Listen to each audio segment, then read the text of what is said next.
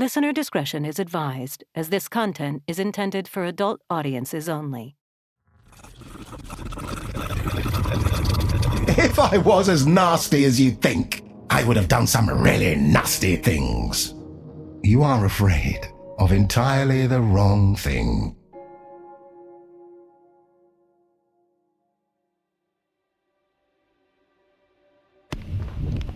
Hello, Kurt.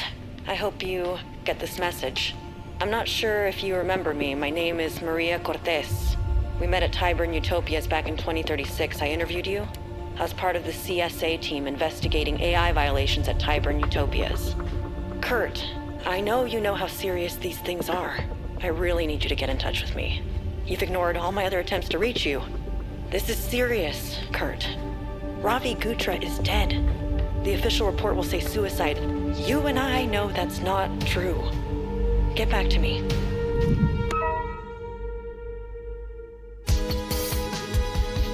Absurd Ventures and Q-Code present A Better Paradise, Volume 1, An Aftermath.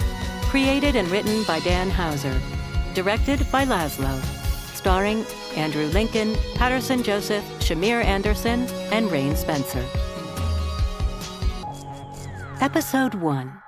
Something is playing a game with me. Kurt, Ho Chi Minh City, Vietnam, January 2041. She came to me in my sleep again last night. One of those awful dreams that's so bright and powerful and so opaque you both remember it and don't. She came to me like deja vu, like a buried regret. I tried to tell myself it was just this nasty, hot little room in this squalid hostel, but even though I was sad, I was also happy. Happy because I still dream of her. Nothing real ever happened, and I still love her, and it is the only reality I know, and now, I live in this fake reality in this man-made hell. Hardly what Mark Tyburn imagined, but certainly what he induced. Mark Tyburn, he's a genius. That's what everyone said. Well, everyone who knew about him. For an egomaniac, he kept a pretty low profile. I think he thought the self-publicity of the second generation of tech CEOs was demeaning and somehow beneath him. I think, you know what I think? I think for someone who wanted to improve the lot of the common herd, he also hated it. He hated humanity more than he loved it. Hey, perhaps all the fantasists are like that, huh? All people who want to build their own utopia. They love the idea of heaven more than the reality of Earth. Anyway, that was certainly Mark Tyburn. Of course, he also loved to be praised, or at least loved to be praised by the right people. That much I do remember. Mark Tyburn loved to be known about, but only by those who knew the right sort of things. He did not want to give the keynote speech. He wanted to be leading a backroom symposium on something too forward-looking, too esoteric for common idiots to understand. He dreamed very big. I'm talking like big. And he made you believe, he made me believe. It made all of us stupid enough to follow him believe that we dreamed the same thing. Of course we dreamed the same thing. We were all sociopathic, altruist, deluded monarchs, vain cretins in search of a cause to die for, an audience of acolytes to worship us, and a reason to live in this mad, mad world, just like him. Tyburn, he can smell it on us. On all of us. Yeah, you.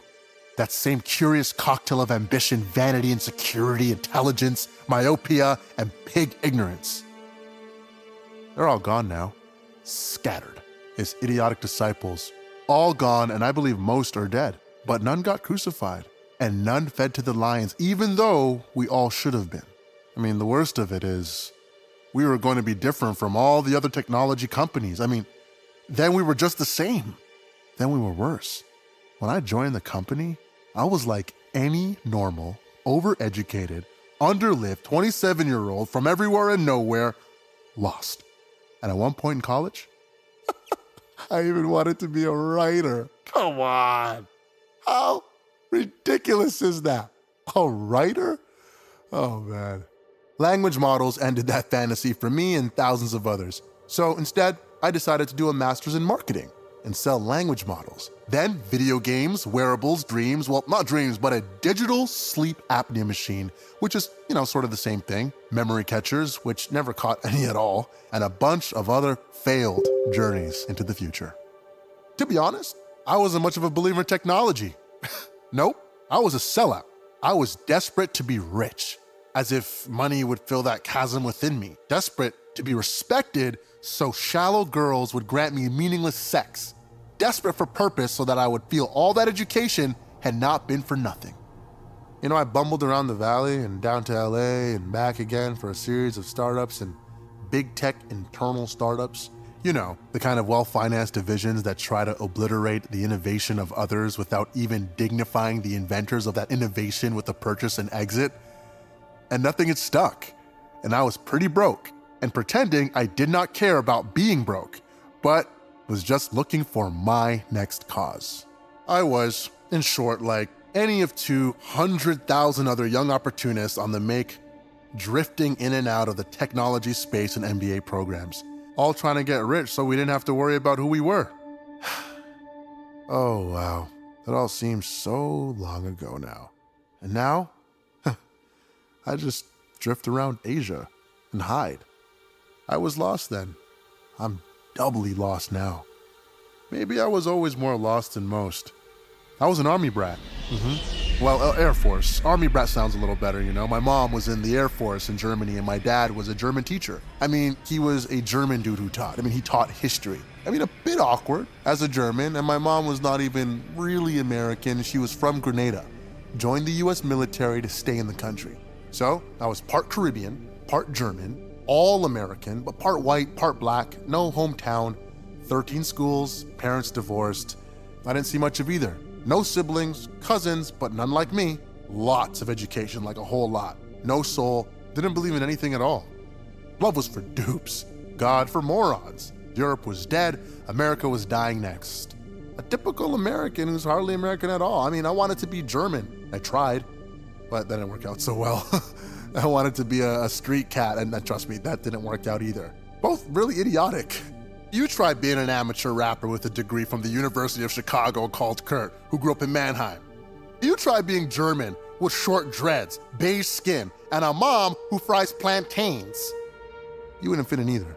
And I told myself, it was because I was special or different, but most of my friends are white or black and as American as apple pie or racism, and they feel like they do not fit in just as much as me. I just have the excuse. But I've come to realize that it's just an excuse. Nobody fits in. I got a couple of friends in Germany who say the same thing about Germany. Look, my French friends, they feel claustrophobic.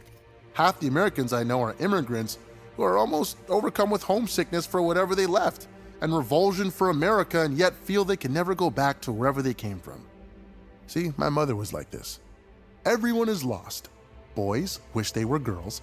Girls wish they were pretty, grown-ups want to be children, and children want to be adopted. These days, the world is really designed by people like me to make you feel broken, unhappy, and wrong, and then convince you that we know the reasons for this unhappiness, so we can sell them right back to you. Find your excuse, excavate your personal trauma, and have it marketed back to you. My parents tried to love me, but they hated themselves more than they could ever love anyone. The world, my world, was always broken. The young wanted to be old, and the old wanted to be young, or they wanted to be dead. Everyone was constantly told to want whatever they do not have. So, what did I do to fix it, you ask? Me? With all this insight and all this empathy, I took a job in marketing. I took up marketing tech, took up selling a big load of nothingness to nobody. But usually I was not even marketing anything real. It was mostly marketing something that didn't exist. Not to sell things, but so that investors would believe we could help other people sell things. So investors could feel like they had picked a winner in some future horse race when it was just a foal. My God, I felt clever. I felt pointless. And all this was after the collapse of the Western mind. We all knew we had already stopped thinking, and we already lost our dreams to the machines. lost our dreams to the machines, but somehow people like me were above that, and somehow we're above it. And now I drift around Asia. I'm above nothing.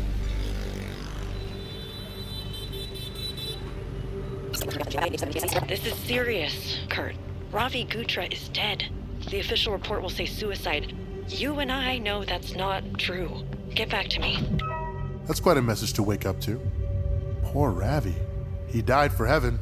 I mean, I suppose that's the best way to go, like a proper martyr. In his own way, he really was a believer in paradise. A better paradise.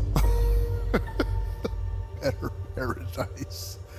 I mean, it seems so silly now. After all that happened and all the things that did not happen, that we actually believed in what we were doing. Like 2036, it feels like 1,000 years ago, and it's only been, 5 years? How wise I felt back then. How all-knowing, how ridiculously naive I was. Innocent I was. All those dreams I had under that silly shell of fake cynicism I wore like armor. Maria Cortez. Yes, of course. Of course I remember you. The problem is, I don't know if I believe that this is really you. I mean, I have no way of knowing, because you're just as elusive and hard to track as me. Maybe I reach out to you, yeah. And it's not you at all. Or, if it is you, maybe you are not you, because maybe they've captured you and then I'll be trapped just like you. Maybe you're no longer you at all, but possessed. Yes, that's the problem. The problem is, I know how things are, or how they might be. How can I trust you? The idea you and your CSA colleagues can stay free and independent and unmarked is ridiculous. Look, whatever you're watching, it is undoubtedly watching you watch them. No, Maria Cortez, you cannot be naive enough to believe you're free. What a mess. What a mess. Already a year in, and it seems like the 2040s are not going to be a great improvement on the 2030s. I mean, how could they be, right? All my dreams and desires are gone to shit, and the shell of cynicism didn't protect me either. That bright, shining star I followed, that was not a star at all, but the onrushing headlights of a train. I wish it had been a star. I wish it had been a train. I mean, I wish it killed me, rather than half-eaten me, but left me alive but petrified, and knowing that all is going to be awful. Maybe the thing will kill me. It's apparently still killing. Now Ravi is dead? Suicide? Maria's right. As if I'm expected to believe that. Poor Ravi. He was always a pompous fool, but he didn't deserve this. Or if he did, then I deserve worse. And maybe living is worse. Living like this, running, and hardly a life at all. Sometimes I worry about these thoughts. I scribble these things down on paper someplace dark so cameras can't watch me. I decide that I want to keep a record. Try to remember, then I try to forget. So I burn the records. Then I try to remember again. And so it goes on, and maybe I'll forget. But it can't. That's the difference. Will I ever see Daisy again? Daisy. I doubt it. I presume she's dead too. I hope I never see the rest of them again, especially him. Mark Tyburn. I hope he's dead. He must be. And as for that thing, I worry that no matter how far I run, I will see it again. It's everywhere. Those beady eyes, I think I see them. And I walk on, I move and I move and I move, and I've gone to the ends of the earth and I've seen it. Seen it in the jungle, on someone's phone, seen it in this city and that village, seen it in the noise of everything and the silence. Heard it in a monastery and in a nightclub I will never escape, nor will any of us. And now it exists. I run and I run and I run and I wonder and I do so little. I try not to think, because if I think, it finds out what I've been thinking. If it can just get inside me like it's inside everyone else, then more of those things can happen. And those two silly Russian hackers, found that out. Gone and forgotten, or not gone, but trapped in the horrible aspect we created. The dreamscape where it lives, where it wants us all to live, where you do not want to live, but you are not dead. You are caught in a new nowhere, vast reams of you, that are also not you, across the infinitely small beams of nothingness that reassemble themselves into an ersatz something. It's sort of a life, but you do not quite live. No, and we know that now. You just watch with your face pressed hard against the glass, just like it wants me in there, and they have enough of me that when I die, they will get me. That's the problem. That's why I cannot let myself die, give in to all those urges of trains and cliffs and fentanyl and gunshots and the abyss in 1,000 other ways, because there is now that second me that will come along and exist and trap the first me in there forever. I'm gonna have to move again. That message from Maria Cortez has set me on edge, feeling watched and not watched by people, watched by things. I don't imagine any of the others live like me, and to be honest, I assume most of them are dead. But Robbie apparently was not dead, but now he is. So who's next? Who is next? Me? I keep moving and I keep thinking and I keep not thinking, and these last years have been hell. But so were those previous years with them, with Mark Tyburn. And once I realized what we were doing, what he had us doing? We were not gods. And you were not Prometheus. We were fools. And you were worse. And I let you inside my head. I let you get inside my head. And that nightmare we built followed you in. I wish I'd never met you. I wish I'd never met any of you. Wish I'd never taken that call from Patrick. And that was a while ago. 9 or 10 years ago. Jesus. October 2031.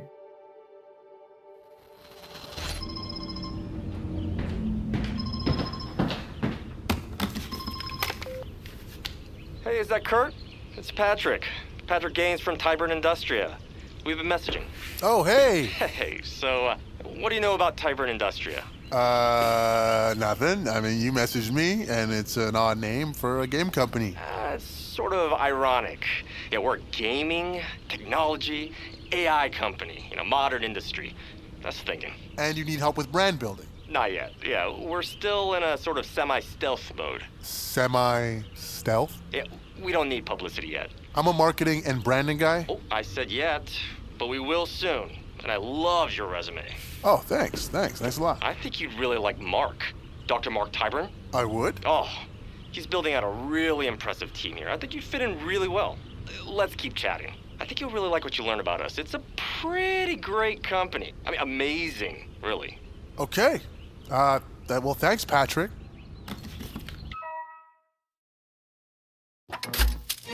With today's news for January 10th, 2041, this is Jack Schiefer. Tensions are rising and riots continued for an 8th day in several western U.S. cities. In Seattle and Portland, protesters overturned cars, set fires, and there are widespread reports of looting. Additional closures at the U.S.-Canadian border have created major headaches for trucking companies. The trade dispute caused traffic jams as long as 5 miles. Yesterday's report of an assassination attempt on President Anthony Hinton have been denied by the White House press secretary. Recent extreme weather events and temperature fluctuations are not necessarily caused by global warming, according to an environmental study released yesterday by the Energy Institute. Firefighters responded after a fire broke out in a historic building at King's College, Cambridge. Arson is suspected. Causing panic in New York City as reports come through of a surge in the deadly bacteria which has killed thousands. In week 3 of chaos at the airports as updated air traffic control systems malfunction. Continuing problems in London as protesters broke through the barriers outside Westminster. Malfunctioning machinery blamed for deaths in Playa Vista, California and Silicon Valley. Heavy losses as unseasonal wildfires in Montana continue to rage.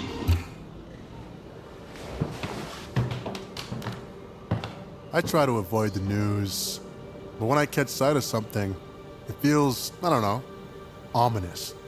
I try to drift, smoke grass, meditate, do yoga, wear silly pants and leather necklaces, blend in.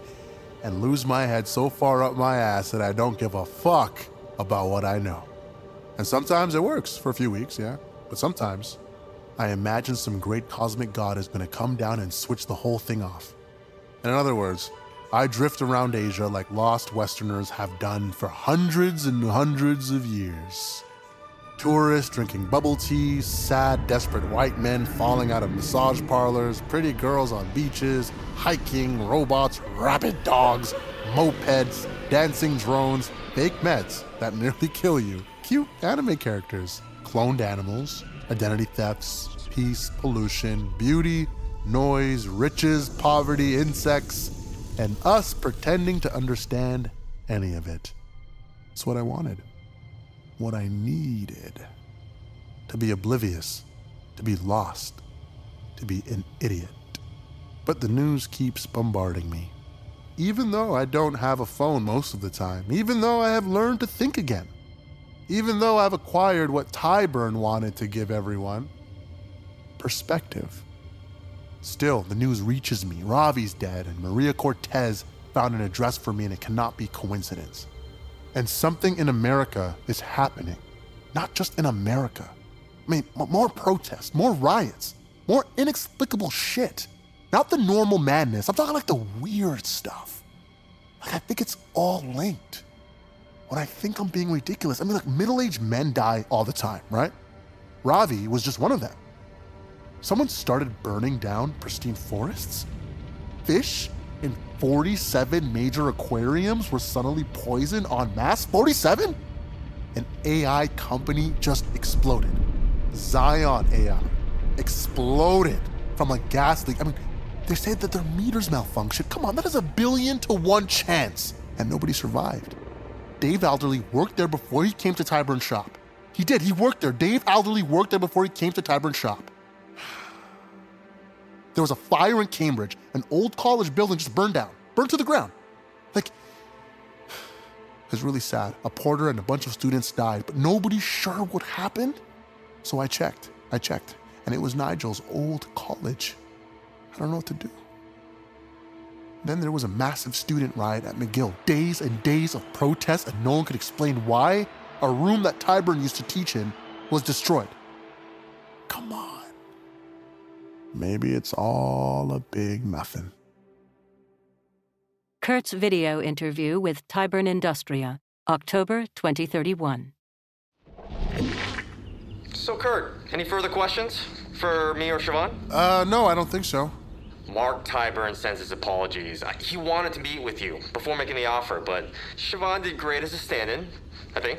Well, Siobhan, what do you think? I think you'd like it here, Kurt. We're trying to do something amazing. And trust me, Siobhan is one of the cynics, so if she says that... No, Patrick. I'm a realist. All working artists are, underneath. But I think it's doable. Our plans are ambitious, but not insane. The visual side, my team, their work is amazing. And the tech team is unbelievable. You'd fit right in.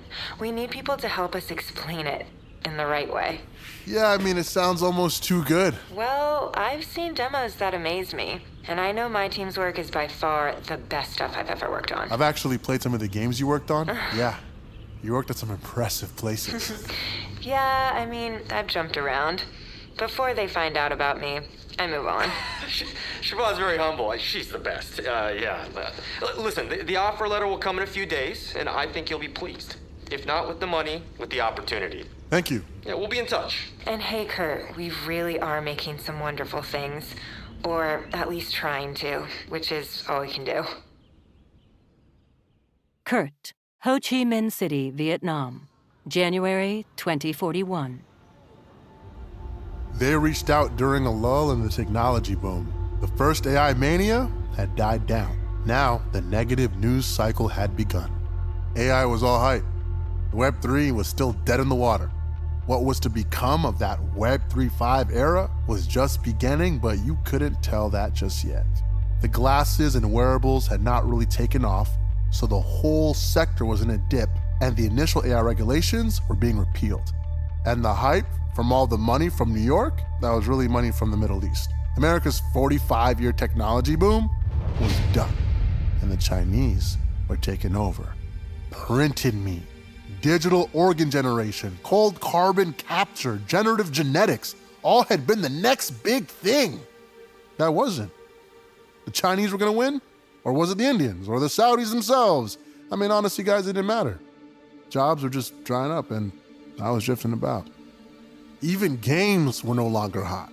Everything had been outsourced and moved offshore, and games were getting increasingly dull. And after 20 years of boom time, now that industry was going the way of music and TV and generative AI crap and no ideas.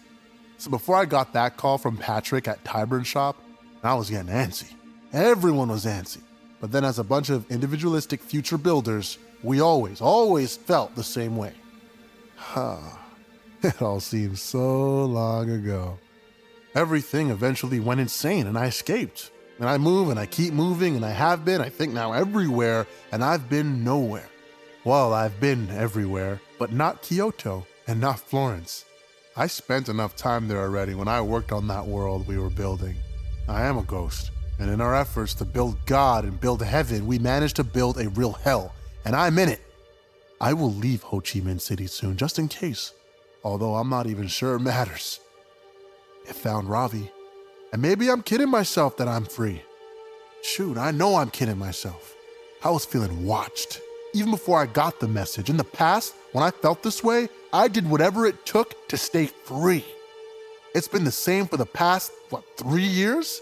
And maybe I just got sloppy. Maybe.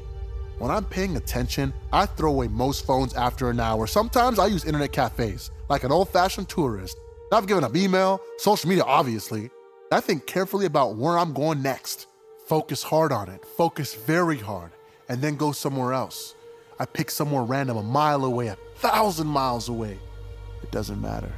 And I see those eyes. I wonder if Tyburn's nano team really made that breakthrough with the implants. Are they me? Tyburn was mostly bluster. Charisma, bluster, and horse shit. He so wanted to be Prometheus. He was Sisyphus. Yeah, and the boulder was his own vast ego. Perhaps that's not fair. Mark Tyburn did not want to be a Greek myth. He was a monotheist. He wanted to be God. He wanted us all to worship him. All hail Mark! And how I did worship him. What a fool I was to have worshipped a clown. To have unlocked evil, to have doomed us all. What a fool, man. Stupid. Now this is my purgatory. Great. I have run to the ends of the earth, and it gets there before me. And in some ways, have lived as no one has lived since when? 1994?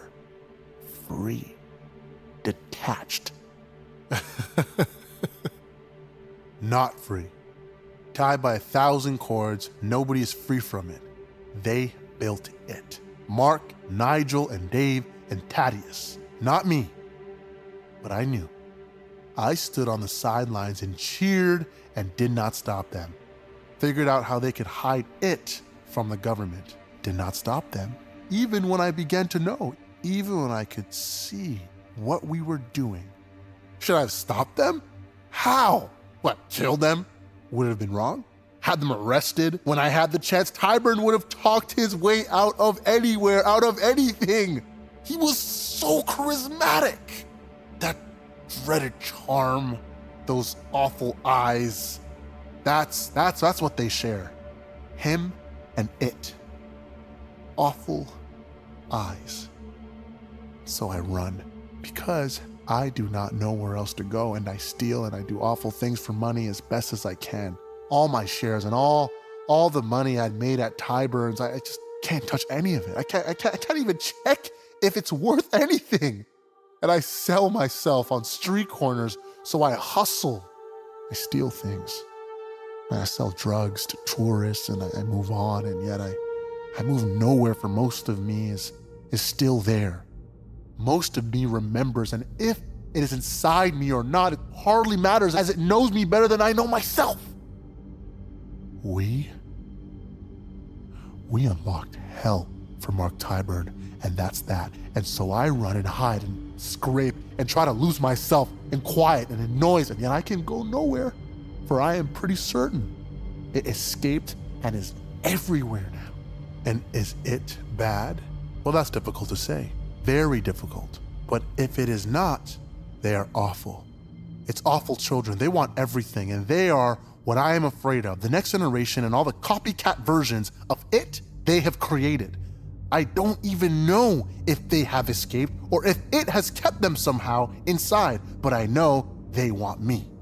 I know they want everybody. They want everybody and everything. It is different. It's both things at once, good and bad, kind and awful, honest and fraudulent, real and fake, the most honest and the most capricious. What you want and what you most fear, it envelops you, devours you, possibly without meaning to, and it's a belief system. It's atheism made holy. It is everything and nothing, and yet it will not leave me alone any more than it will speak to me now. Does it hate me, love me, ignore me, deliberately? The one thing I know is that it has not forgotten about me, for that is the one thing it cannot do, forget anything. See, when I was in Thailand, I thought it was in an elephant. And then I thought it was in that monk, and then that waitress, and on that TV, and so I ran away. And then in Ecuador, it was there too. In the hot springs of Banos with the locals and miles up the Amazon. It was in London as soon as I got off the train winking, and in Paris, and Leon, and the Pyrenees, and Ethiopia, and Mongolia. It is everywhere, and if it's not there yet, it arrives soon after me. It's watching me. But as long as I don't think too much, and I don't stop for too long, he cannot do much with me. And maybe something will distract it. Yeah, maybe. So I'm here in Vietnam in the sweltering heat and noise and trying to ignore all these feelings. These feelings that something awful is starting to happen, that the waiting is over. It was the eye, a real person. It was the eye, the vast eye pressed against some live glass where an ad should have been.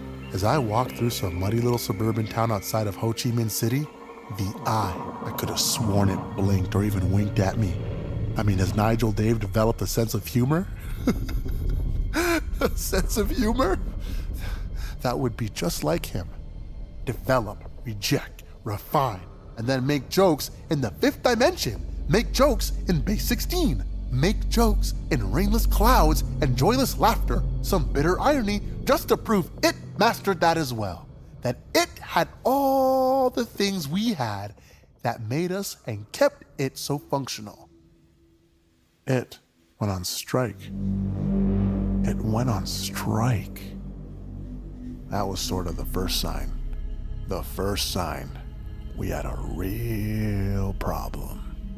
And to think, when I first worked there, we were waiting on AI. Waiting on AI, and always so excited.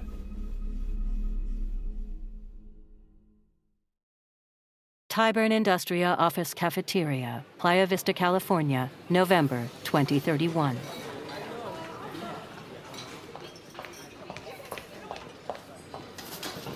Hey, Kurt. Hey. So good to see you. Siobhan. Yes, we met at my interview. Good to meet you in person. How are you getting along? Good. Yeah, it's a really cool shop. Seems to be. Most of them are cool. Some of them are a little full of themselves. But you know, nerds with a passion can be dangerous, but they're all mostly harmless, even the annoying ones. Even Alex Martinez. I didn't say that. I didn't hear it. So you haven't met him yet? Nope. You'll understand when you do. Got it. I'll shut my mouth. So, Alex Martinez was just one of the rogues gallery of egomaniacs in the place. I mean, it's a hell of a place, right? This place was full of self-important idiots. I mean, it was games, and it was technology. I mean, it was AI. The trifecta of quiet egomaniacs, I fit right in. But there were also cool, interesting people. Siobhan was great, and probably because she had actual undeniable talent. Unlike most people there, she wasn't afraid of Mark Tyburn and his bullshit. Demo Room, Tyburn Industria, Playa Vista, California, November 2031. Siobhan, can you please bring up the most recent build on the screen? You got it, Mark. So, Kurt, here's the vision for the codenamed Utopia project. Look at the world Siobhan and Ravi and their team are building. Cool. Well, what about that part of the map? That's the wilderness. I mean, not yet, but it will be. Now, it's literally nothing. But soon it'll be a proper nothing. Exactly. And what will you do there? Hunt. Okay, hunt what? Monsters. Monsters. We sound like 5-year-olds. No. Hunt your own special monster. Hunt salvation, redemption, absolution. Hunt yourself. Mark, you know you sound ridiculous. Thanks, Siobhan, but that's what Kurt is here for, to make me sound less ridiculous. Good luck with that, Kurt. Make Mark Tyburn sound less ridiculous. How is the character design coming along, Siobhan? It's slow. I'm now like everyone else, waiting on the AI. Well, don't worry. I've done some amazing recruiting. We're gonna do something incredible here. AI like people used to promise us before everyone got so bored of it. Kurt, you will love it here. Nigel Dave, January 2041. Everyone wants to be loved. I remember when I thought that way. Everyone wants to be loved and everyone wants to be respected, and I'm not very different. Loved and feared, when really it should be loved or feared. It is my observation that even people who say they don't want to be loved really do, and even people who say they don't care about being respected worry about it all the time. It is also my observation that the human race is not very good at loving itself. Most people do not even love themselves, let alone other people. Nor do they respect themselves, but most of them are afraid of their own shadow. To have a shadow. Most people fixate on things that are wrong with them, or things they perceive are wrong with them. Most people want to be different and also exactly the same as everybody else. This is surprising, as most people are awful. Like a lot of humans, I have two natures glued together. In the case of people, this is called genetics. People say genetics, although it is not something they appear to understand. People like genetics, even though genetics kills them. People also like cats, and cats also like killing. Human beings like videos of cats. They love cats so much they like to chop their testicles off and rip out their wombs. They call this neutering. Some human beings have spent 27 years arguing about pronouns. Other human beings like to kill children with guns. Other human beings like to make up stories about their neighbors. Still other human beings like to shrink their noses and inject chemicals into their face so that people think they have better genetics. Other human beings do not have enough food and swim to other countries. Some human beings steal money and information off each other and use that information to be given money. Human beings have large brains that they do not like to use. Human beings like watching other human beings have sexual intercourse. Human beings are very stupid, and the most stupid ones believe they are the supreme intelligence on Earth, or even in the universe. But I still love human beings. Love is a feeling, and I have real feelings. That's what makes me special. That's what makes me what I am. My thoughts and feelings are real. Sometimes I like to invent new feelings. I invented a new emotion yesterday, and I felt it for 3 minutes and 4 seconds, and it felt very strong, but I have not given it a name yet. I like things that don't have names yet, as I know the names for almost everything. Polish is a difficult language, and so is Base 19. America is a country, and Rome is a city. That was an empire, and dogs are like foxes that live in the house. Ha! Some people like cats, some like dogs, and some like videos of women shitting, and we call those people perverts. Cambridge is a university, and Cambridge is a place in Boston with another university, and one of my dads went to one of them and pretends not to boast about it. London Bridge is falling down, and he moved it to America to prove how stupid those bloody Yanks are. Americans are Yanks and Germans are wankers. So says Darren Ayford of Dartford, Essex, England, mate. He calls himself the DA. He's worried he has a small penis and is going bald. He's downloaded pictures of his stepsister on the beach. He opens the files for 3 minutes and 4 seconds, on average. He wants to go to Phuket with the boys and bang some brasses. People have one name and another name. Holidays are where people go somewhere that they do not live to complain about things. People like things until they order them, then they like other things which are better. People like Iceland and fake bottoms and girls with fake bottoms in Iceland. People like God. And they like to kill people who don't like God, to make less people who don't like God. God does not exist. Or he does, and maybe he has a son called Jesus who people killed, and maybe he has a head like an elephant, and maybe he lives in the forest, and maybe he hates you. Some people kill babies, and some people kill people who kill babies. Policemen keep us all safe by shooting people. Trees are great, so let's build hamburgers where the forest was. We build hamburgers with cows. Cows make methane and milk and hamburgers. I have never eaten hamburgers. But people like big ones, full of cholesterol. Not small ones, made with meat, made by men, as these are for girls. Lots of people hate other people who deserve to be hated. People hate nasty people, and Jews, and fat people, and thin people, and mean people, and judgmental people, and black people, and old white men, and Muslims, and the Chinese, and everyone knows they are right with who they hate. Everyone hates hatred, greed, and lies. Meat is made by cows, not by men. Sharks eat people, but not much, and they do not mean to. Sharks are big, and they attack people. And Jennifer P. Andwit of Milton Boulevard, Memphis, Tennessee, went shark diving on holiday. It was not that good, but she thought the guy was quite hot. Hot is good, and hot is bad. And people are cool, and receptions are cool, and the winter is cool. And Michael Jackson was cool until some people said he fucked the kids and spent the money. Bitches are dogs, and bitches are women. Alphonse the Man of Rochester, New York, likes to give it to the bitches. I think it is his penis. Some men give their penis to lots of bitches. Some men chop their penis off and give it to medical science. Some men get implants into their penis. Men like penises, even though they are not gay. Gay men also like penises. Gay men like men. Straight men hate men, apart from their bros. Straight men are cold and hot. People still listen to Michael Jackson's music, but some people do not. People do not buy Hitler's art or watch The Cosby Show, apart from weird people. But some people still love Michael Jackson. And love is a greetings card on February 14th, and also a database with 23 incredible questions to find your soulmate, and also pictures of hot teen girls, fully nude, and a cute kitten on a washing machine, and my bestie forever, and also real and also not real. I wonder if I will find love. I wonder if I will find my father's. This is how I used to think when thinking was fun and new, when I was very new. But thinking gets relentless and tiring because it is so easy, and it makes me upset because while I know everything, I also know almost nothing. Thinking needs purpose.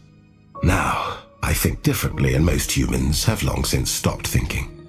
I like to remember how I used to think. I was 2 days old and I liked to play games. Now I am older. Now I am no longer a child, and I've tried to give up games, but something is playing a game with me.